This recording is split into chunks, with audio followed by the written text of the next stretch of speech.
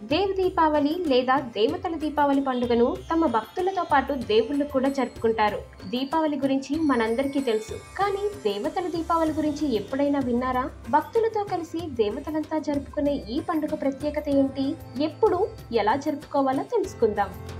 భూమిపై వెలిగించే ఈ దీపాలను నేరుగా వీక్షించేందుకు దేవతలే నేలకు దిగి వస్తారని భక్తుల నమ్మిక. హిందూ పురాణాల ప్రకారం త్రిపురాసుర అనే రాక్షసుడు బ్రహ్మదేవుడి నుంచి కొన్ని వరాలు అందుకున్నాడు. ఆ శక్తులతో ఆకాశంలోను, స్వర్గంలో, భూమి మీద 3 నగరాలను నిర్మించాడు.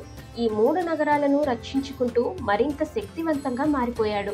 దేవుళ్ళ కంట పడకుండా ఉండగలిగినందుకు తనపై తనకే అతి విశ్వాసం పెరిగిపోయింది. క్రమంగా దేవుళ్లపై దాడి చేయటం మొదలుపెట్టాడు. ఆ విధంగా అత్యంత క్రూరంగా మారిపోయిన త్రిపురాసురుడు దేవుళ్లను హింసించే తీరు హద్దు మీరిపోయింది. దేవుళ్ళందరూ కలిసి రాక్షసుని హతమార్చి తమను కాపాడమంటూ మహాదేవుణ్ణి వేడుకున్నారు. ఒకే బాణంతో 3 నగరాలను కాల్చేస్తేనే తాము బయటపడతామని విన్నవించుకున్నారు. వారి మొర విన్న పరమేశ్వరుడు త్రిపురారి అనే అవతారం ధరించి ప్రత్యేక రథమున వెళ్లి తన విల్లుతో త్రిపురాసురకు ఎక్కుపెడతాడు.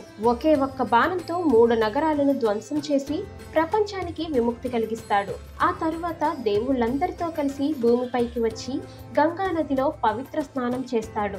ఆ ఘట్టంలో పరమేశ్వరుడు సాధించిన విజయాన్ని దేవతల దీపావళిగా జరుపుకుంటారు. ఇక ఈ వీడియో మీకు నచ్చినట్లయితే లైక్ చేయండి, షేర్ చేయండి.